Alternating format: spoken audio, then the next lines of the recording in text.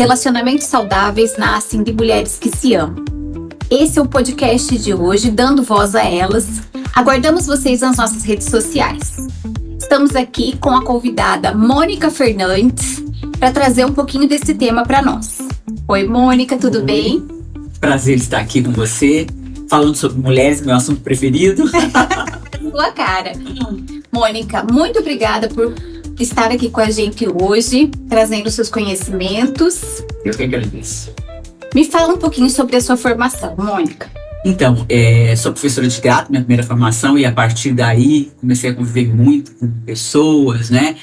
Dramas, né? Existenciais. Sempre fui gestora de pessoas, dava treinamento. E aí, passando o tempo, eu acabei querendo fazer psicanálise porque eu via que tinha coisa a mais, né? Principalmente no teatro, as crianças choravam em algumas cenas, eu via que mexia em alguma coisa que eu desconhecia. E aí eu sempre adorei o comportamento humano, pessoas, e fui estudar psicanálise, né? E foi um divisor de águas na minha vida, porque eu, além de entender melhor a mim e ao outro, eu pude dar mais profundeza ao meu trabalho, né? Robustez. E aí, então, opero hoje trabalhando, há 30 anos trabalho com mulheres e agora com mais propriedade, sendo psicanalista, dando treinamento, sou palestrante profissional, escritora, né? Escrevo algumas coisas sobre a nossa raça, os nossos problemas e delícias também, né? Da nossa vida. E tô aqui tocando, né? Acreditando nesse mundo, embora extremamente complexo, mas focada muito nessa mulher que eu acho assim, eu respeito muito, né? O nosso jeito de ser, a nossa sensibilidade, né? O ser especial que a mulher normalmente é, e a luta, né? As mazelas, esses novos formatos de mundo, né? Então, acompanhando tudo isso. Você, mulher, sabe o que é um relacionamento saudável? Mônica, o que é um relacionamento saudável? Ai, essa resposta leva anos pra gente poder... Estávamos falando sobre isso, né, Suzana? Anos pra gente poder entender. Temos que passar por muitos relacionamentos tóxicos, né, para até diferenciar de uma maneira visceral o que é um relacionamento saudável. Essa história de duas laranjas é uma grande mentira, né? Duas metades da laranja. Temos que estar muito inteiros para poder atrair e escolher, né, um parceiro inteiro, e isso independente de gênero, né, tanto homens como mulheres. E é um processo, é um amadurecimento, né? O amor, como é uma coisa muito complexa e muito interna, nos remete à infância, aos nossos primeiros modelos de amor, ao nosso pai, especificamente no caso de mulheres, né? Então as mulheres acabam entendendo o amor de uma maneira doente, né? Como nós vemos. Quando você vê uma criança, você fala com uma criança, olha, seu pai está preso no trânsito, ela acha que o pai está amarrado num poste, né? Ela não tem o raciocínio... Preso mesmo. Literal. Ela não tem esse raciocínio, né? Mais pulverizado e amplo do adulto. Então, como você viu a sua relação, o clima na sua família, como você viu o seu pai tratando sua mãe, e principalmente como você entendeu essa dinâmica. E a gente carrega isso, principalmente não fazendo terapia e não entendendo, a gente vai repetindo o modelo. Então, nós vemos mulheres que acabam atraindo, o famoso dedo podre, né? Homens tóxicos, porque elas entenderam que aquela pessoa seria o ideal, então, para continuar aquele modelo antigo, né? O cérebro se atrai pelo que é familiar. Pelo que é conhecido. Então, aquilo que ela tanto foge, ela acaba algoz desse mesmo lugar, né? E acaba voltando a esse cenário. Mônica, você sabe que eu trabalhei durante anos na Casa da Mulher Brasileira, e o que a gente via muito lá eram mulheres que vinham, às vezes, registrar um boletim de ocorrência por violência doméstica, e tempos depois elas retornavam para realizar outro boletim de ocorrência em relação a uma outra pessoa. E o que a gente via? Mudou a pessoa, mudou o relacionamento, mas a dinâmica continua a mesma. Então, eu troco parceiro, mas eu continuo numa relação abusiva. Por que a gente repete? Excelente pergunta, né? Porque a mulher acaba sempre atrás de uma reposição emocional lá do passado, né? É um resgate daquele tempo. O amor que machucou, o amor que lesou, o amor que enganou, né? Então, eu repito o modelo. Então, eu troco-se os pares. Mas como eu não estou procurando um amor, e principalmente um amor que me supra, muito pelo contrário, o que eu entendo de amor é o amor que machuca, é o amor que me deixa, né, o amor que me deixa completamente sem chão, eu acabo voltando ao mesmo modelo, eu me atraio por aquele homem que vai me machucar, porque é como eu entendo que é. A partir do momento que eu começar a entrar dentro de mim e entender o que me move e o que eu entendi lá de amor e começar a ressignificar esse conceito de amor, por isso que leva anos, que eu começo a entender e preferir outro tipo de homem, outro tipo cara, que combina comigo. Ah, esse é meu tipo. Não, não é seu tipo, né? É como você entendeu. Porque o seu lado racional, quem não quer um homem bacana, um homem generoso, um homem que me ajude, né? A listinha emocional da mulher é perfeita. Ela sabe racionalmente que homem que ela quer. Mais emocionalmente, que é o que nos move, o inconsciente é maior que a nossa parte racional, nos comanda e acaba fazendo a gente entrar nesses lugares. É uma máxima da psicanálise, né? Sabe aquilo que você não sabe de você, mas comanda a sua vida? É o que você não sabe de você. Porque a gente, infelizmente, a maioria não faz terapia. E você se vê sempre naquele modelo. Além do relacionamento abusivo, quando a gente pensa num relacionamento abusivo, mais do que isso, a gente precisa pensar num relacionamento saudável. Então, muitas mulheres têm dificuldade de se envolver num relacionamento saudável depois de ter vivido um relacionamento abusivo. Por quê? Porque a gente já glamorizou muito essa questão dos ciúmes, do controle. Ele me controla porque ele me ama. Ele tem ciúmes porque ele não quer me perder. Mas muitas vezes isso é fruto de um relacionamento abusivo, de um relacionamento disfuncional. E até da sociedade que cultua esse aguenta tudo, minha filha. Ele é seu marido, ele é seu namorado, né? Porque o romance, o relacionamento a dois, não é um fim. Aliás, ele não é um meio, um processo. Ele é o fim, ele é o objetivo final. Isso é errado. Ele tem que ser extremamente prazeroso. Ele tem que fazer minha vida ser melhor, agregar. E eu dou um exemplo pessoal meu. Eu saí de meu primeiro relacionamento, foi super conturbado, tóxico. E quando eu comecei a namorar outras pessoas, eu achava muito estranha aquela paz.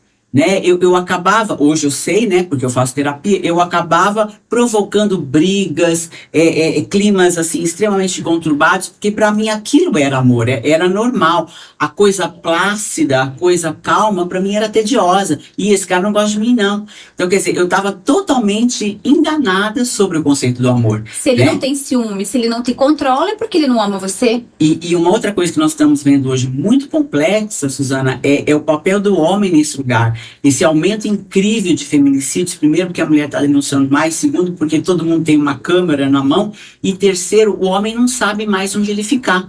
Porque esse papel também esperado dele, daquele cara que não fala muito, né? Aquele sistema antigo de ficar sentado no sofá, passou. A mulher não se submete mais a esse formato. Então, na realidade, são duas pessoas perdidas que não estão inteiras, né? Nesses novos convites dessa nova era, tentando se adaptar, e aí alguns sim já encontrando esse caminho desse relacionamento saudável, de olha, vamos juntos, não sabemos muito, mas vamos começar a redescobrir o que é o amor, o que é o respeito, né? É você ficar com as crianças hoje e eu descansar e sair com as minhas amigas para tomar uma cerveja.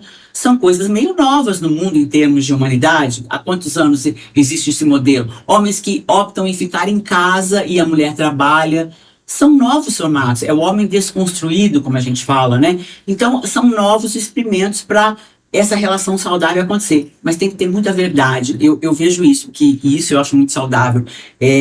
No primeiro momento da história que nós estamos querendo realmente a verdade. Nem que seja para a mulher ficar sozinha do que mal acompanhada, como você bem disse no nosso papo, né, de bastidor antes de começar a nossa conversa. E por que essas mulheres ficam mal acompanhadas? A gente vê que muitas mulheres... Aqui o nosso foco é mulher, então a gente vai falar de mulher, sim, né? Isso pode ser para todo mundo.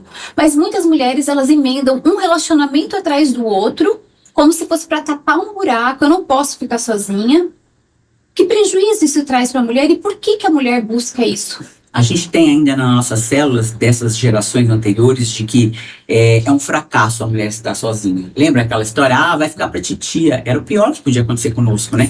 Então, em nome desse conceito já velho, já totalmente falido, a mulher ainda, por imagem, por sociedade, ela quer aquela foto bonita no Dia dos Namorados, no aniversário de casamento, eu tenho um par, eu tenho um homem, né? Eu estou protegida. Aí voltamos ao pai, né? Voltamos à infância. Eu tenho um homem que me protege, eu tenho um homem que cuida de mim, sendo que às vezes é a mulher que cuida da casa inteira, né?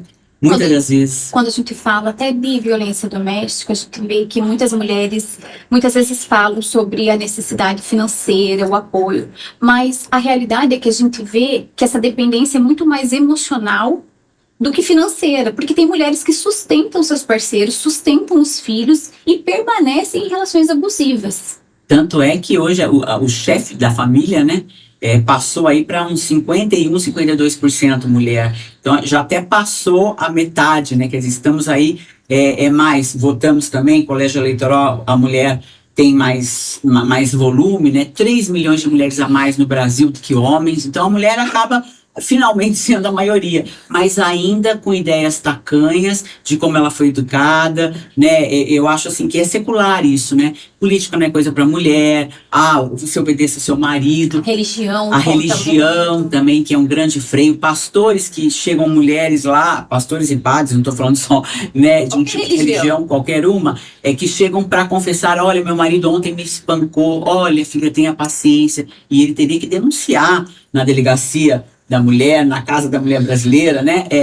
Esse tipo de abuso. E são vários, né? Até muito pouco tempo a mulher nem sabia o quanto o homem ganhava. Hoje isso já tem nome, assédio patrimonial. Você tem total liberdade e direito de saber. É uma sociedade. Os dois terem a conta, ou pelo menos saber... até para gerir a economia da família. Olha, eu estou ganhando tanto, você tanto, como é que a gente divide isso, como é que se faz? Então, eu hoje vejo uma coisa assim de igual para igual, né? Muito mais do que o homem em cima, num patamar, e a mulher embaixo, que era totalmente, inclusive, desequilibrado. A mulher querendo essa parceria, e acho até que alguns homens já mais evoluídos, querendo essa parceria de igual para igual, tudo junto, misturado, e tocando a vida aí, um sendo a força do outro, porque é isso que a gente quer. Ninguém fala, a mulher adora o homem e vice-versa, né? E seus amores, sejam eles de que gênero for. A gente quer parceria. Ninguém casa querendo que amanhã dê errado. Né? Nesse momento, nesse sentido, todo mundo é muito romântico, né? Quer que dê certo, é um projeto. O amor move a vida, a família move o mundo, né? E a gente quer que dê certo, mas tem que ser equilibrado, tem que ser bom para os dois. Você tocou num ponto que eu acho muito sensível e fundamental ser esclarecido. Ninguém casa, o casamento é um projeto e você não casa pensando que aquele projeto vai fracassar. Em que momento da vida a gente precisa parar, olhar e falar, olha, eu preciso refazer a rota, talvez esse relacionamento não esteja sendo produtivo para mim, talvez esse relacionamento não esteja sendo valoroso, não esteja contribuindo para o meu bem-estar. Quando que eu tenho que olhar isso? Eu até lembro das minhas épocas que eu trabalhava muito com vendas e eu prestava assessorias em empresas, né? E eu falava isso para o empresário e eu até me faço essa pergunta às vezes, de parar e falar, escuta, por que você começou tudo isso? Porque às vezes a gente se perde no caminho, nas exigências, né? Por que você se apaixonou por essa pessoa? Por que você quis morrer do lado dessa pessoa? Acho que isso tem que ser, de tempos em tempos, relembrado e reciclado também, né? Porque houve uma época que essa pessoa era a pessoa mais incrível para você. O que se perdeu? Quais seus objetivos? Ou foi a outra parte que não cumpriu? Ou você também que não sabe quem é essa nova mulher? Porque a gente muda muito, né? Você não é a Suzana de 10 anos atrás. E o outro tem que acompanhar. Às vezes eu falo isso para meus pacientes, ele não sabe disso, né? Você já contou para ele sobre isso? Porque às vezes você tem desejos, novos objetivos, que o outro não sabe. Então aí vem a DR, né, Suzana, que é tão fundamental. E às vezes o homem foge muito, porque ele foge do sentir dele mesmo, né? De sentar, olha, sem maquiagem, sem celular, né? Sentar no chão, pé descalço. E aí, como é que tá? Tá feliz pra você? Tá bom pra você? Um reajuste, como a gente faz em empresas, como a gente faz no trabalho, como a gente faz com amigos, né? Até com os filhos. E aí, ó, não gostei do que você fez ontem, não. Como é que fica isso, né? Se a gente for pensar nisso, Mônica, também, agora a gente sabe que a terapia, ela já não é luxo. A gente já conversou sobre isso anteriormente. A terapia, ela é fundamental para que eu possa me conhecer e que eu possa também buscar relacionamentos saudáveis. Que eu possa saber o que eu quero, aquilo que vai me estimular, aquilo que vai me fazer crescer. As mulheres têm buscado bastante terapia hoje? Muito, né? E quando uma mulher começa uma terapia, ou um homem começa uma terapia, fatalmente a família terá que entrar para a terapia, porque você começa a ver coisas que você não via, manipulações que você não sentia. Então é bom que lá em casa todo mundo faz terapia, né? Um começa, piora muito no começo essa coisa, vou fazer terapia para em 3 meses minha vida melhorar, uma mentira absoluta, piora muito a sua vida, para que você entre em contato com o que te machuca, com o que você não concorda, e a partir daí melhorar de vez. Quando principalmente as pessoas entendem que, olha, eu vou dar minha contribuição, eu vou fazer minha parte, você faz aquela também, né? Esses reajustes. Crescer dói, sem anestesia, por isso que as pessoas evitam. E acham que tocando, pondo a sujeira debaixo do tapete, as coisas vão, né? Tanta gente toca com a barriga, e aí qual é o preço? A falta de vigor, o cansaço, não é cansaço físico, é cansaço da vida, cansaço, a falta de esperança, e aí você vive se arrastando. Isso eu acho o pior preço. E aí sim, então, vale a pena você ficar sozinho. Porque você viver arrastando um relacionamento, não tendo nem vontade de se levantar da cama, e trocando 6 por meia dúzia, muitas vezes, né? Porque eu saio de um relacionamento que não tá funcional para outro que não tá funcional também. E se a gente for pensar, talvez isso seja falta de conhecimento, ou talvez seja aquilo que a gente acredita que é o certo, é o ter ciúmes, é um relacionamento conturbado, com frio na barriga. E muitas vezes a gente tá entendendo errado. Sim, coisas de adolescente, né? Que nem cabem no mundo adulto. Tem sinais muito sérios. O corpo, a boca mente, o corpo não, né? Deu 6 da tarde, você adora voltar para casa? É um grande indício. Tem gente que fala, eu lembro esses dias uma paciente falou assim, Mônica, hora de voltar para casa. Lembra quando a gente era adolescente, o pai ia buscar a gente no bailinho? Ai, que saco, eu volto para casa assim. Isso é um péssimo sinal, sinal que em casa não tá bom, né? Outra coisa também, você fica animado com o final de semana, cria agendas interessantes para você e o seu amor. Às vezes a vida é uma continuação da segunda-feira para o sábado e domingo. Tem pessoas que odeiam o final de semana, péssimo sinal, né? Beijo na boca, não é selinho não, é beijo de língua. Toque, a gente começa a ficar dois estranhos, né? E isso é tanto do homem quanto da mulher. Cultuar isso, datas comemorativas, e a mulher é ótima para essas coisas, né? Aniversário de filho, aniversário de casamento. Se a mulher joga toalha, a mulher é essa parte emocional e tá tudo certo. É um papel que nós adoramos, né? Mas precisa ser cultuado, precisa ser... É um assunto tão importante quanto o estudo da pauta da sua reunião de segunda-feira. E a gente vai, é de casa mesmo, a gente vai deixando para trás, e é um assunto primordial, porque sem isso você nem é feliz para as outras coisas também, né? Mônica, você sabe que aqui na secretaria a gente tem buscado trazer cursos para mulheres, atividades voltadas para elas. Você acredita que isso é positivo, socialmente falando? É maravilhoso. Aliás, eu acho que é a época mais incrível, de mais ajuda. Quem me dera na minha época eu ter todas essas informações, né? Esses conhecimentos. Então, tá tudo muito acessível hoje em dia. E eu vejo aqui, participo até de alguns treinamentos, né? Dentro da secretaria, o trabalho incrível que as mulheres daqui fazem, os homens, a equipe toda, né? Para mostrar para essa mulher que ela pode pedir ajuda e deve, porque é difícil mesmo sozinha, até para ela se enxergar, até para ela ter novas competências, novas habilidades, para poder gerir tudo que esse mundo novo nos exige hoje, né? E sempre se perguntar como é que eu tô, perguntas que a gente evita. Tô feliz? Tá bacana a minha vida? O que me incomoda? O que eu não gosto? Para poder, com as outras pessoas que participam da nossa vida, melhorar para eles e para nós, né? Esse podcast está chegando ao fim, mas antes de finalizar, eu quero perguntar para a Mônica: como eu identifico um relacionamento saudável? O que eu tenho que buscar para saber que eu estou no caminho certo? É aquele silêncio que você tem num sábado à tarde, do lado do sofá com a pessoa que você ama, e esse silêncio me incomoda. Isso é uma coisa deliciosa, né? É a vida leve, é a vida plena, é a vida que é gostosa de viver, né? Eu acho que a gente perde tanto isso, parece que a gente não tem mais direito disso, com tantos boletos, com tantas exigências, né?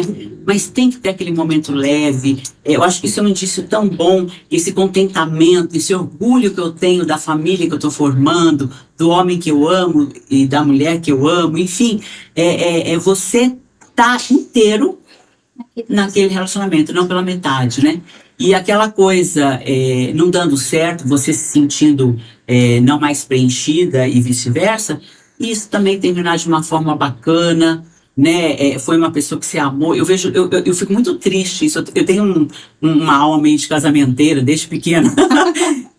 Casais que se amaram tanto não se olham mais na cara, né? Isso eu acho tão não civilizado dentro da importância que aquela pessoa tem na sua vida, justamente por esse amor egoísta, esse amor de ciúme. Eu quero que morra esses feminicídios, não é minha, não é mais de ninguém. Isso é um amor egoísta que a gente tem que tentar não cultuar mais, e esse amor altruísta, esse amor que faz você crescer. Você vê quando uma pessoa ama bem, o quanto que ela cresce, o quanto que ela floresce, o quanto que inclusive ela vai melhor no trabalho, é promovida, porque tem dá essa vontade de viver, esse ânimo, né? É o maior indício de um relacionamento saudável, o quanto que eu começo a gostar da vida.